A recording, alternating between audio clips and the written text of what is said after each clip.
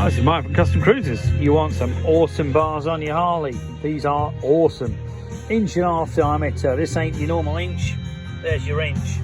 Okay, beautiful pullback. These are 6-inch rise. Easy to thread the wires through. Check these holes. So all your wires are hidden. No external wiring.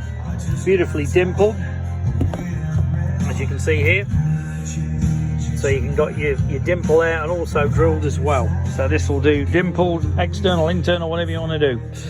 And as you can see, monsters, absolute monsters. Pull back, these are 33 wide.